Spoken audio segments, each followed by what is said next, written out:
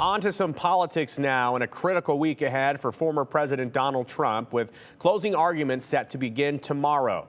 Former president faced a frosty reception over the weekend at the Libertarian Party's national convention. Meanwhile, President Biden's campaign is taking aim at Mr. Trump, with polls showing a very tight race. NBC's Kelly O'Donnell has the latest.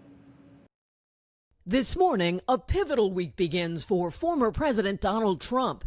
His fate and his potential freedom on the line in a New York courtroom. Closing arguments set for tomorrow in the hush money criminal trial. After a weekend of highs and lows.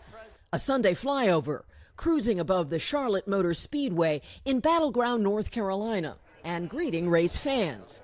But no checkered flag at the Libertarian National Convention Saturday, where Mr. Trump was repeatedly booed. That's nice.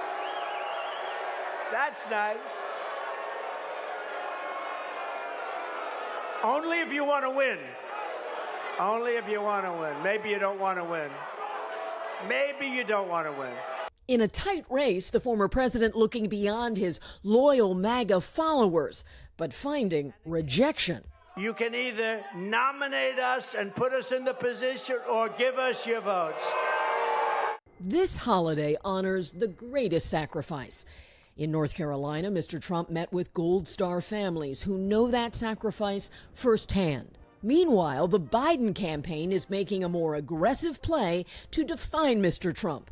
By campaign officials, President Trump is unhinged, he's dangerous, and we cannot let him get back to the Oval Office.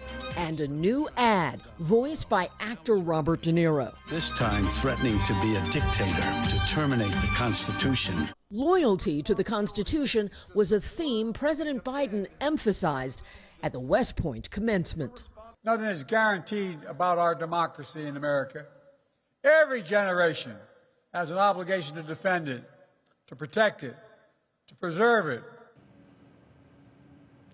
Annual ceremony in honor of Memorial Day was held this morning at Arlington National Cemetery. First, President Biden, along with Vice President Kamala Harris, took a part in the wreath-laying ceremony at the Tomb of the Unknown Soldier. The national anthem was played as the president placed a wreath in front of the tomb that honors those fallen U.S. military members who remain unidentified. Afterwards, he addressed a large crowd gathered at the cemetery's amphitheater and talked about the importance of remembering those who sacrificed for our country. We gather at this sacred place at this solemn moment to remember, to honor the sacrifice of the hundreds of thousands of women and men who've given their lives to this nation. Each one, literally a chain and a link in the chain of honor, stretching back to our founding days. Each one bound by common commitment, not to a place, not to a person, not to a president, but to an idea, unlike any idea in human history. The idea of the United States of America. Today, we bear witness to the price they paid.